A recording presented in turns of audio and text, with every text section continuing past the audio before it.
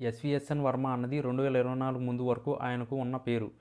పైగా ఆయనకు ఒక నియోజకవర్గం నాయకుడిగానే అప్పటిదాకా ఉన్నారు. కానీ 2024లో పిఠాపురం నుంచి జనసేన అధినేత పవన్ కళ్యాణ్ పోటీ చేయడం, ఆయనకు కూటమి పొత్తులో భాగంగా సీటు ఇవ్వడంతో వర్మ అనుచరులు పెద్ద ఎత్తున ఆందోళన చేయడంతో అది స్టేట్ వైడ్ టాపిక్గా మారింది.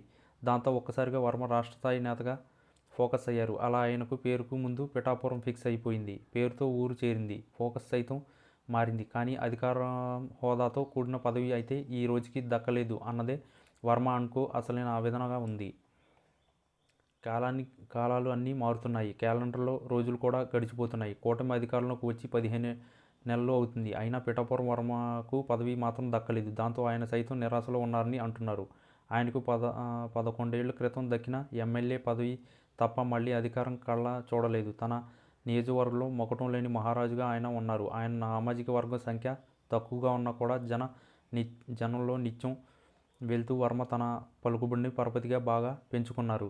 2019 ఎన్నికల్లో సైతం వైసీపీ ప్రభంజనంలో గట్టి పోటీ ఇచ్చారు. ఇక 2024లో గెలుపు ఖాయం. దాంతోపాటు మా రాజుగారు మంత్రి కూడా అవుతారు అనుకుంటే నియోజకవర్గంలోకి పవన్ ఎంట్రీ ఇచ్చి ఏకంగా ఉప ముఖ్యమంత్రి అయిపోయారు. వర్మ మాత్రం మాజీ ఎమ్మెల్యే ట్యాగ్తో అన్నీ చూస్తూ ఉండిపోతున్నారు. అదే మా అభిమానులు అనుచరులు మాట ఉంటుంది.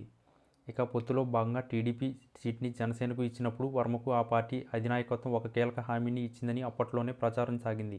ఎమ్మెల్సీగా ఫస్ట్ నామినేట్ అయ్యేది వర్మ అని కూడా చెప్పారంట. కానీ ఇప్పటికీ అనేక మంది శాసనమండలిలో ప్రవేశించారు. అంతవరకు ఎందుకు పవన్ కళ్యాణ్ సోదరుడు నాగబాబు కూడా ఎమ్మెల్సీ అయ్యారు. దాంతో వర్మ అనుచరులు మరింత ఇబ్బంది మారిందని అంటున్నారు. ఇటు ఎమ్మెల్యే సీటు పోయే, అటు ఎమ్మెల్సీ పదవి దక్కదే అన్నట్టుగా సీన్ ఉంది అంటున్నారు.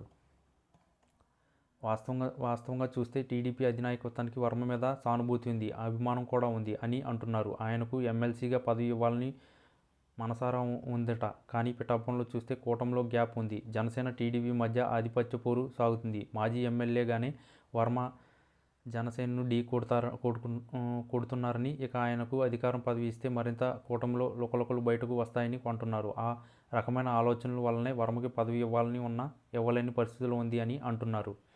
ఇక పిఠాపురం జనసేన టీడీపీ మధ్య గ్యాప్ ఏ స్థాయిలో ఉంది అంటే ఎవరికి వారుగా కార్యక్రమాలు చేసుకుంటూ పోతున్నారు. ఒకరికి ఒకరు పిలిచేది ఉండదని అంటున్నారు. పవన్ కళ్యాణ్ వచ్చినప్పుడు మాత్రమే వర్మను పిలుస్తున్నారు. అలా వేదిక దక్కుతుంది అని అంటున్నారు. అధికార కార్యక్రమాలు నియోజకవర్గంలో జరిగినప్పుడు టీడీపీ ఇన్ఛార్జిగా ఉన్న వర్మకు పిలుపును అయితే ఉండడం లేదని విమర్శలు ఉన్నాయి. ఇలా కూటమిలో ఉన్న ఇబ్బందులు దృష్టిలో ఉంచుకునే వర్మకు అధికార పదవి దక్కలేదన్న చర్చ అయితే ఉంది. మరోవైపు చూస్తే వర్మ వైసీపీలో చేరుతారు అన్న ప్రచారం అయితే సాగుతుంది. అయితే ఈ ప్రచారాన్ని వర్మ వర్గం గట్టిగా తిప్పికొడుతుంది.